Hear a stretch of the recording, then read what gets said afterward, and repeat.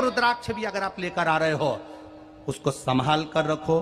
बन सके पानी का प्रयोग, अगर बीमार हो तो पानी का प्रयोग करो, ना हो तो बच्चों के गले में डाल दो, बड़ों के गले में डाल दो। लाल धागे में उस रुद्राक्ष को पहनना प्रारंभ करो। जैसे हो, कोई कहे कि हम हॉस्पिटल चले जाते हैं, कोई कहे हम मरे में चले जाते हैं, कोई कहे हम इसमें चले जाते हैं, तो क्या रुद्राक्ष बदलना पड़ेगा? कुछ नहीं करना है। वो तुम्हारा पिता है और तुम उसकी औलाद हो। छोटा सा बच्चा गोदी में गंदगी कर देता है तो क्या मां 25 बार नहाती है? इतनी माताएं बैठी हैं।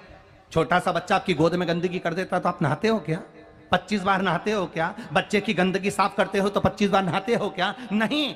माता पिता को बच्चे की गंदगी साफ करने के छुआछूत नहीं लगता, और मेरे महादेव को जो शमशान में रहने वाला है, उसकी औलाद तुम हो, तुमसे वो छुआछूत नहीं करता। बस तुम्हारे गले में रुद्राक्ष होना चाहिए।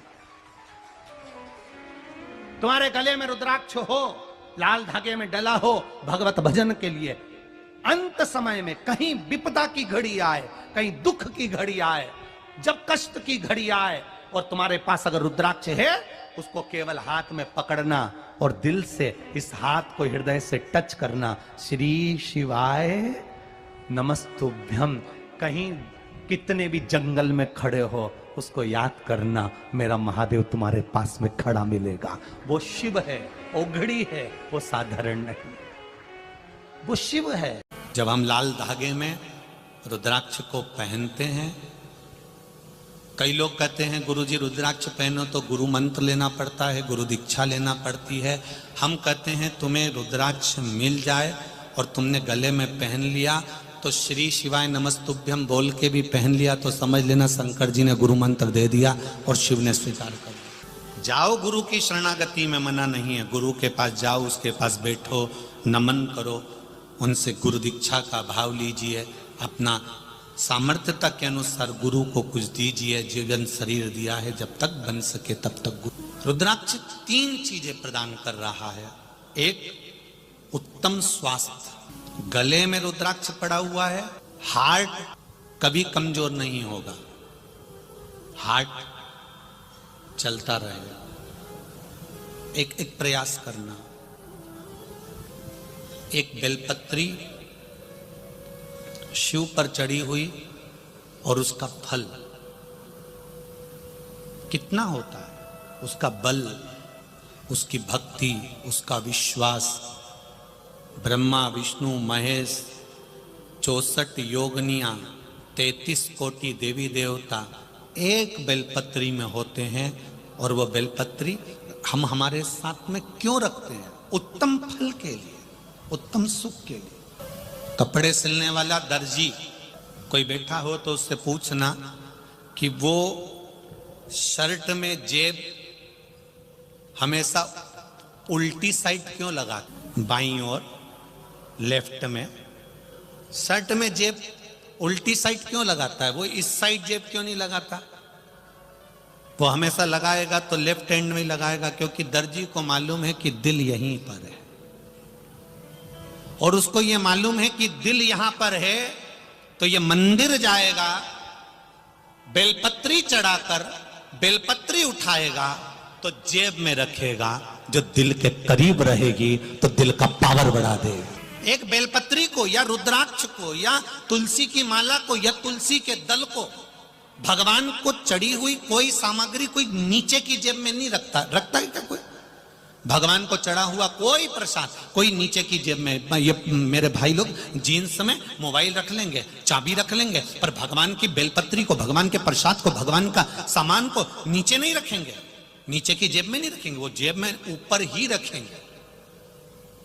उसी तरह दर्जी को मालूम है कि दिल लेफ्ट में होता है, इसलिए उसने जेब भी लेफ्ट में लगाई कि भगवान का चढ़ा हुआ सामान, भगवान का प्रसाद, भगवान की सामग्री जब लेफ्ट की जेब में ये रखेगा तो थोड़ी देर दिल के पास में रहेगी, तो ये दिल को स्वस्थ बना देगी, ये बीमार नहीं पड़ने देगी, ये निश्चित इसको ब्लॉक नहीं होने देगी। ये बेलपत्र का सुख है।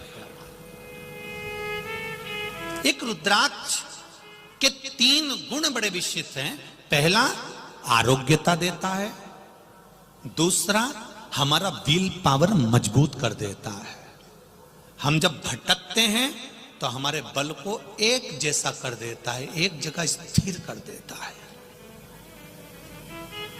जब आप कोई निर्णय नहीं ले पा रहे हो, 4-5 निर्णय में से एक निर्णय लेना है, तो रुद्राक्ष का जल शिव जी को चढ़ाकर थोड़ी देर पीकर श्री शिवाय नमस्तुभ्यम का जाप करना प्रारंभ करो। पंचाक्षर मंत्र नमः शिवाय बोलो, षडाक्षर मंत्र ओम नमः शिवाय बोलो, या जो मंत्र आप जपते हो, रामकृष्ण जो जपते हो उसका स्मरण करो।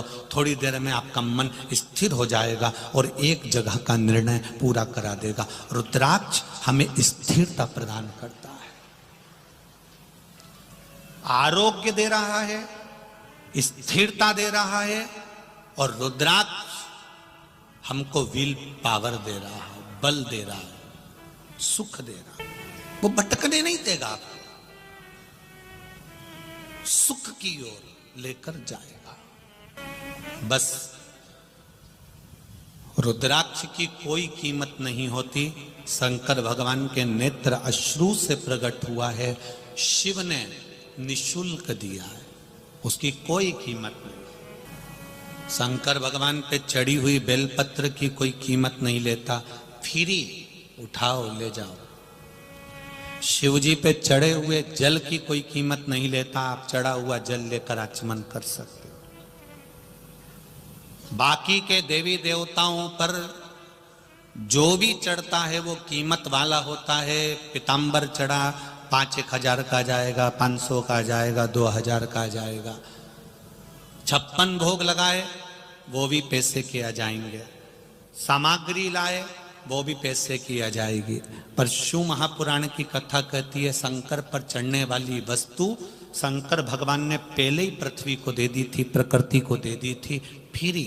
जल फ्री में मेरे भगवान ने दिया, बेलपत्री का पेड़ मेरे भगवान ने फ्री दिया, भगवान को दुर्वा चढ़ाते हो वो भी भगवान ने फ्री दी, पुष्प चढ़ाते हो वो भी भगवान ने फ्री दिया। भगवान के पास में कीमतवान कोई चीज नहीं है। शंकर जी कहते हैं तुम मुझे करोड़ों से तोलोगे तो भी मैं प्रसन्न नहीं होऊंगा, तुम केवल एक बेलपत्री से मुझे तोल देना, मैं प्रसन्न हो।